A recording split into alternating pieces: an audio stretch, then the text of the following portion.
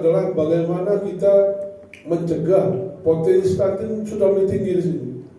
Potensi itu kita cegah, itu kita bantu. Kemudian perhatian kami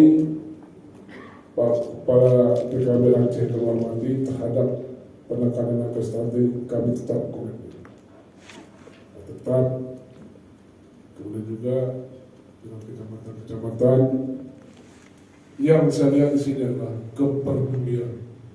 Akhirnya dengan mengucapkan Bismillahirrahmanirrahim, kegiatan Indonesia hasil kerja satuan tugas percepatan stunting Provinsi Aceh tahun 2022 dengan resmi kami nyatakan buka.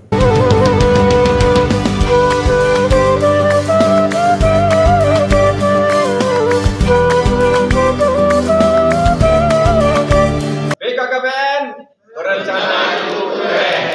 Gas stunting ikuti. Aceh Tengah mantap.